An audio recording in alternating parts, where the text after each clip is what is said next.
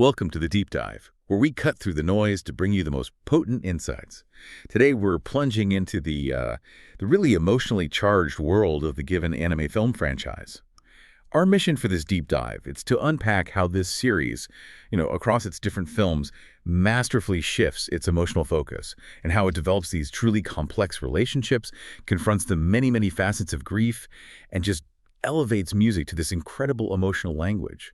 You'll walk away with, I think, a really clear understanding of the full story arc and the deep character growth that makes Given so compelling. Yeah, absolutely. We'll be tracing that narrative right from Given the movie back in 2020, then through the 2021 OVA, Given, on the other hand, which is quite important, and finishing up with the 2024 two-parter, Given the movie, Hiiragi Mix, and Given the movie To the Sea. Each one really gives us a unique lens. It's not just what happens to these musicians, but why their relationships, how they evolve, resonate so deeply. So if you're curious about navigating love, loss, and, well, the sheer power of a perfect melody, stick with us. We're about to explore some truly raw and fascinating character journeys. Might even mirror some of your own experiences. Okay, let's jump straight into Given the movie from 2020. Now, the original anime series, it really captivated us with Mafuyu and Ritsuka's budding romance. But this film, it makes a pretty bold choice, right? It dramatically shifts focus to explore the really complex relationships of the band's older members. What did that shift really show us? Oh, it was a huge move, a pivotal one. The main story centers on the drummer, Akihiko Kaji, and the bassist, Haruki Nakayama.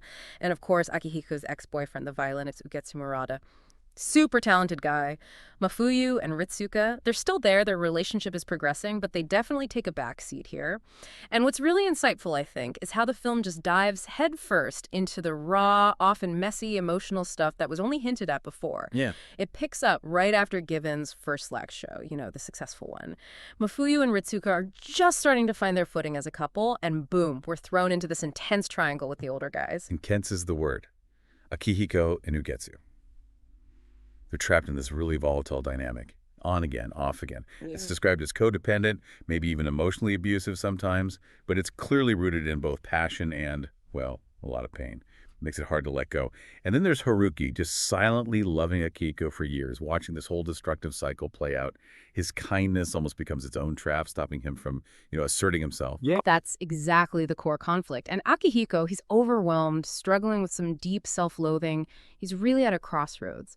His emotional immaturity leads him to do something impulsive, frankly cruel, towards Haruki.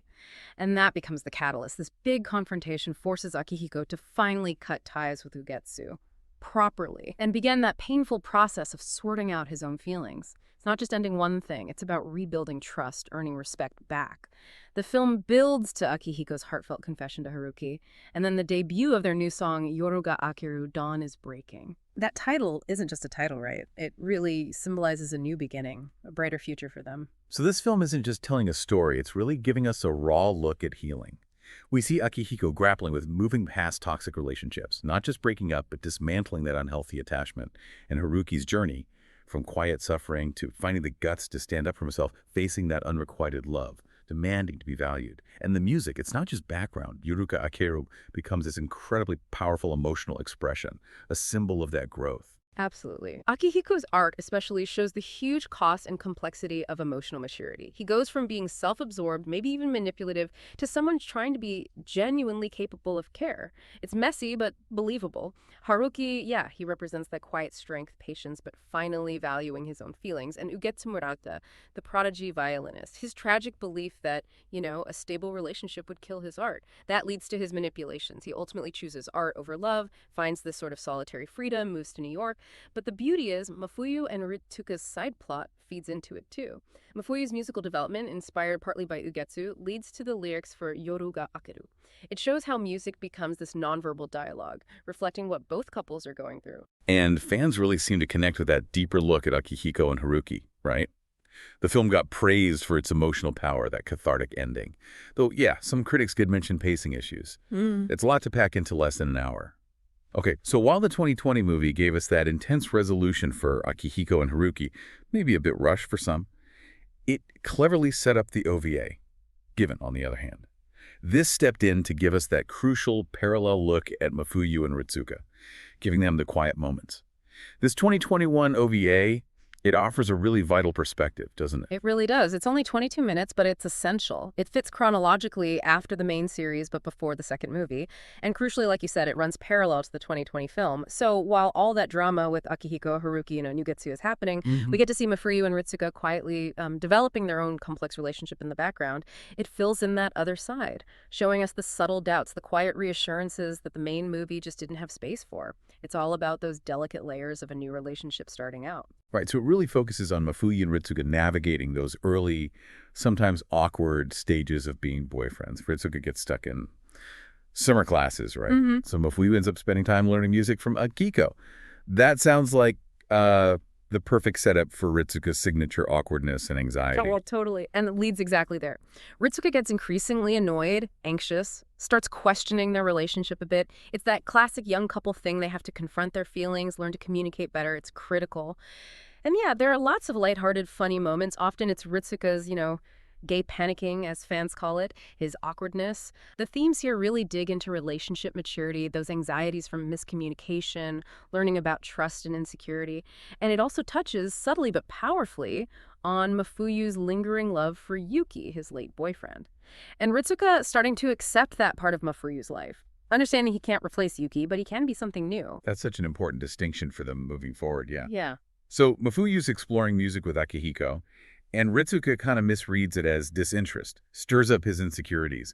Mafuyu's quietness can lead to misunderstandings, but his honesty with Uenoyama later is key for both of them. Exactly. And Ritsuka, he's this great mix of excitement, awkwardness, and that deep anxiety. He struggles to say what he feels, gets frustrated by Mafuyu's schedule, there's that flash of jealousy. But this OVA really shows him stepping up emotionally, learning how to bridge those communication gaps. And what's also great is how it connects back. The OVA quietly sets up Akihiko and Haruki's future. Akihiko tells the band he's dating Haruki in the final scene. It solidifies the relationship from the 2020 movie. Right, connects the dots. A lot of fans saw this OVA as a sort of healing balm, didn't they? After the heavier stuff in the movie. It gave Mafuyu and Ritsuka that focus, that affirmation. Really showed how the series develops these complex relationships over time. Okay, so where does that leave us? What does this all mean for the wider Given universe as it keeps shifting its focus? Fast forward to 2024, and Hiiragi Mix takes us in another really compelling direction. Continues the story, sure, but with new characters stepping right into the emotional spotlight. Yeah, this film shifts the focus again. This time it's onto Mafuyu's childhood friends, Hiiragi Kashima and Shizusumi Yagi. And we get introduced to their pro band, SYH. It says a lot about the depth of this world, right? That these secondary characters get such rich, complex stories. And what's interesting is the setup. Given the band, they failed to qualify for a music festival. They're at a crossroads. That kind of sets the stage for Hiiragi's band, SYH, to step up, which creates all these new dynamics and challenges. And that shift just ignites a whole new set of complex relationships and conflicts, doesn't it? SYH loses their guitarist. Hiiragi impulsively asks Ritsuka Uenoyama to fill in for a big show. That collaboration. It must force everyone to confront unresolved feelings, past traumas, all linked back to Mafuyu and Yuki. Sounds like the past is definitely not staying buried for some of them. Not at all. It's very much alive. And that's where the nuance is. The film really digs into the long, simmering feelings between Hiiragi and Shizusumi. They've been together since they were kids, but haven't really defined things romantically. Shizusumi is ready, but Hiiragi, he's still deeply processing grief and guilt over Yuki's suicide. He feels like he needs to finish a song Yuki left behind to heal, to move on. But Uenoyama joining SYH, even with good intentions, triggers a whole new wave of conflict for Mafuyu.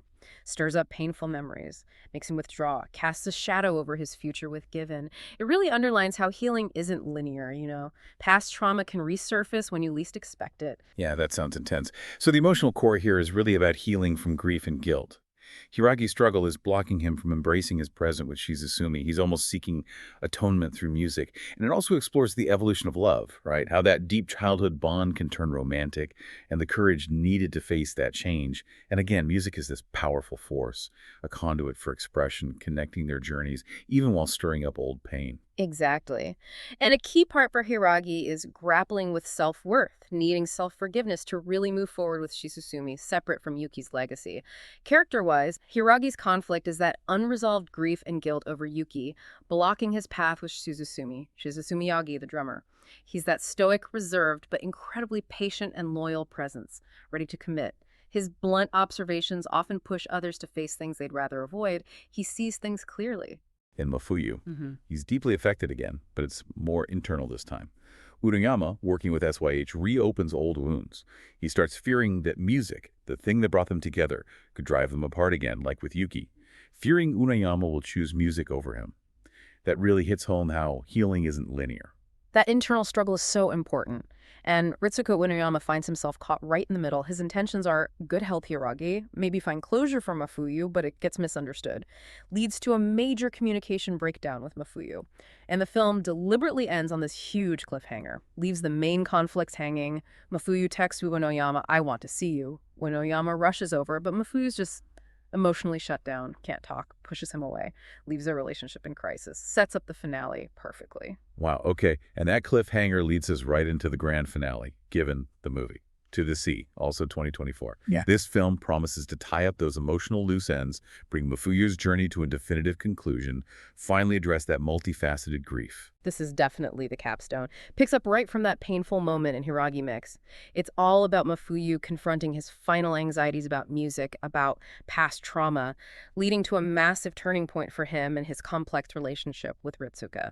Mafuyu is struggling badly with insecurity, doubting his role as Given's singer, hesitant about performing, about the band's future, and that communication breakdown with Uenoyama from Hiiragi Mix. That's the absolute central focus here. And here's where we get a really interesting, maybe unexpected development. A meeting with Ugetsu Murata actually helps Mafuyu break through his creative block, gives him a new perspective on using music to process pain. That's pretty remarkable considering Ugetsu's past role. Shows how people can change, how wisdom comes from surprising places. It really is. Ugetsu, who's more settled now, kind of mentors Mafuyu, helps him see that music doesn't have to be the trauma, it can be a vessel for it, let it move through you. And Mafuyu eventually writes and performs this new song with Uenoyama called Umi to the Sea. This isn't just another song. It powerfully symbolizes Uenoyama helping complete a song Yuki left behind, but transforming it. It lets Mafuyu carry Yuki's memory without being trapped. Then there's this incredibly powerful dream sequence where Mafuyu finally gets to say goodbye to Yuki. Yuki tells him he's ready to move forward with Uenoyama. It's like the ultimate emotional release, accepting what was, making space for what is now, and in that final scene at the beach. Wow. Mafuyu and Uenoyama have this conversation that echoes an old date Mafuyu had with Yuki. But Mafuyu accepts that those raw, painful memories are gently fading. He embraces his new life, doesn't hold back his love anymore. What an incredible arc. Just full emotional resolution. Mm-hmm. So the themes really culminate here in healing from grief and acceptance. Mafuyu makes peace with Yuki's memory, accepts that change, even fading memories, is natural. And the power of music, again, not just healing him, but becoming this shared language for his and Uenoyama's future. Proof that music is an unparalleled emotional language. Exactly. Mafuyu gets that profound resolution, heals through the song, shows open affection for Uenoyama, huge character growth. Ritsuka Uenoyama's devotion never wavers. He learns to truly understand Mafuyu's past, builds that shared future through making music together, solidifies their commitment. Ugetsu Murata's role shifts beautifully into that mentor figure, guiding Mafuyu, finding his own fulfillment too, and the film gives us nice updates on the others. Akihiko and Haruki are stable, happy. Hiiragi and Shizusumi's band, SYH, successfully debuts. It reinforces that everyone finds their own path forward from grief. Different paths, all valid. To the Sea. Sounds like a truly definitive, deeply emotional ending. Mafuyu and Uenoyama's relationship solidified, open intimacy. Given continues. All the main couples find stable, hopeful futures. Brings the anime adaptation of the manga to a really satisfying close. What an incredible journey through the Given film franchise. Seriously, from those intense love triangles to the quiet moments, and just the enduring power of music to say what words can't. It's a masterclass in character and emotion. Yeah, looking at the whole thing Given through these films, it reminds you that healing isn't just one moment, it's a process, a journey. Love comes in so many forms, and it often takes real courage to give it and receive it. And it highlights so powerfully how art music here can be this amazing conduit for processing our deepest pain and finding our greatest joys. It bridges gaps words just can't cross. You've really seen how each film deliberately shifts its focus, digging into different facets of love, grief, and character growth. It proves that every character, even those who seem secondary at first, has this rich inner world worth exploring. Music just weaves through it all. Which brings up an interesting question, maybe for you, the listener, to think about. When music becomes such a powerful, almost sacred language for trauma and connection, like it is for Mafuyu, what happens when it also becomes the source of conflict, like it did for him? How do we, maybe in our own lives, reconcile the healing power of art with its potential to sometimes reopen old wounds? And how do we learn to trust it again as a source of comfort, something to maybe mull over until our next deep dive?